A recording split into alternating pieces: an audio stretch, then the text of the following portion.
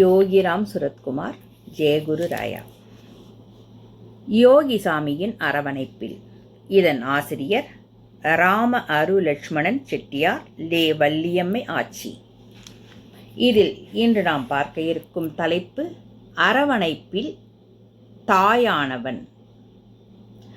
பகவானின் உடல்நிலை சரியில்லாத நேரத்தில் நாங்கள் சுமார் 10 பேர் மட்டும் பகவானின் அருகே இருந்தோம். அந்த சமயத்தில் மதிய உணவு வேளையின் போது தேவகி அம்மா பகவானுக்கு உணவு அளிக்கும் முன்பு அவர் கொண்டு வந்த இனிப்பு பொருளை அளித்தார்.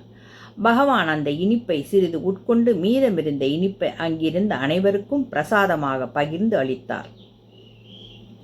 அச்சமயத்தில் நான் வெளியில் சென்று இருந்தேன். என்னை தவிர பகவானின் அருகிலிருந்து அனைவருக்கும் அந்த இனிப்பு அருட்பிரசாதம் கிட்டியது. பின்னர் அந்த பிரசாதமும் தீர்ந்தது. அப்போதுதான் நான் அங்கு வந்தேன். நான் வருவதைக் கண்ட என்னை போன்ற பகவானின் பக்தர்களில் ஒருவர், சாமி, செட்டியார் வருகிறார் என்றார். எத்தனை பிள்ளைகள் இருந்தாலும் அனைத்து பிள்ளைகளுக்கும் சமமளவு பாசத்தையும் அன்பையும் காட்ட பெற்ற தாயாலும் பகவானாலும் மட்டும்தானே முடியும்.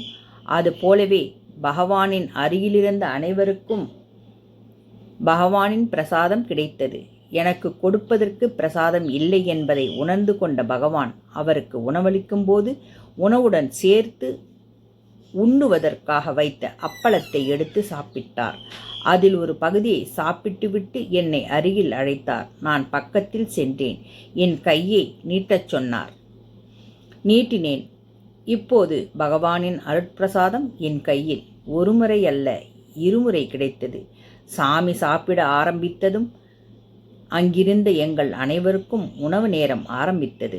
மொத்தமாக கூட்டமாக செல்லாமல் இருவராக மூவராக சென்றோம். அப்போது நான் மட்டும் தனித்து நின்றேன்.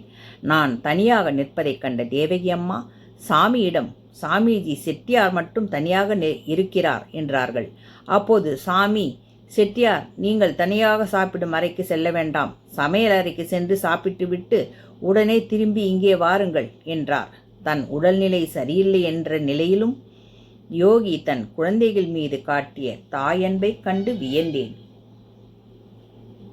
யோகிராம் சுரத்குமார், ஜெயகுரு ராயா. இந்த தாயன்பான பகவானோடு நாம் அவரின் அரவணைப்பிலேயே என்றும் இருப்போம். யோகிராம் சுரத்குமார், ஜெயகுரு ராயா.